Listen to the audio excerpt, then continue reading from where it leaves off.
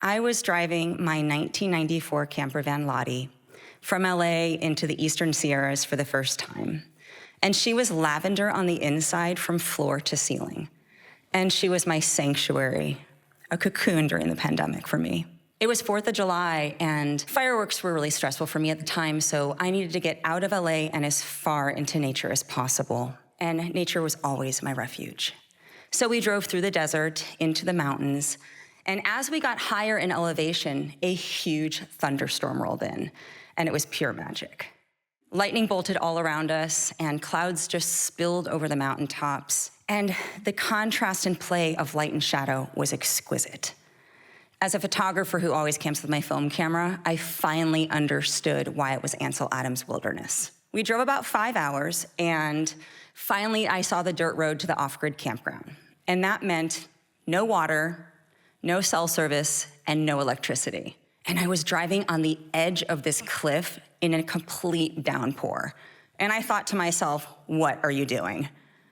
But then I saw the hot springs below, and I knew I was there. And I arrived just as the storm started to clear. So it was the sweetest welcome. Now, the first thing I did was I put $10 in this little green box, and I grabbed a bundle of wood because I love a good fire, but I also loathe mosquitoes.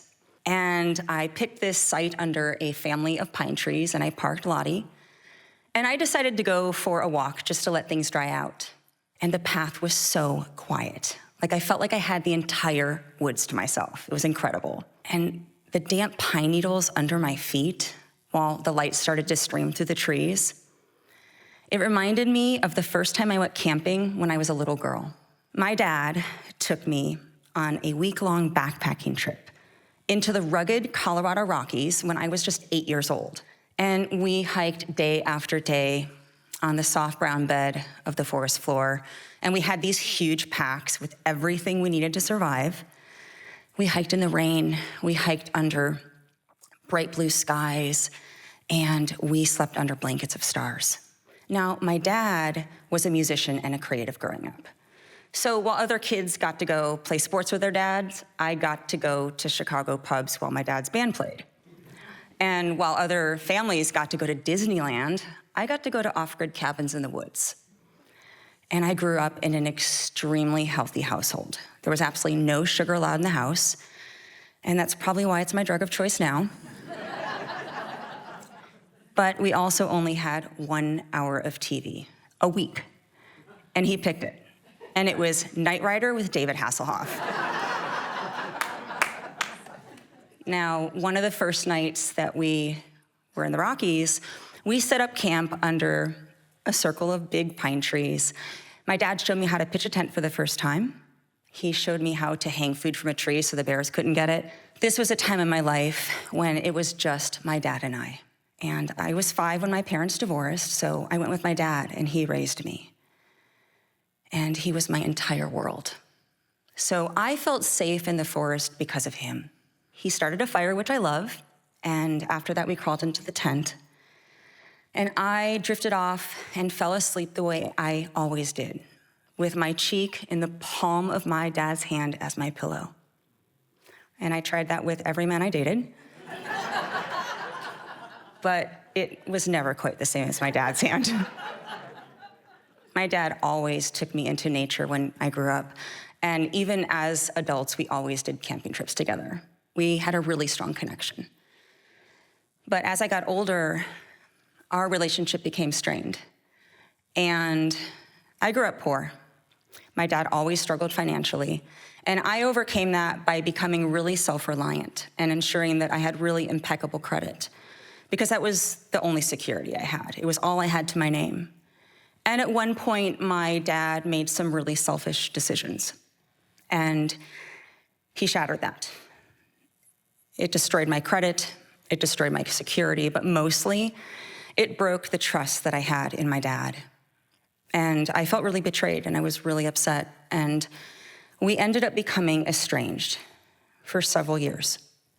I just really needed time to work through my own anger and my own hurt on my own.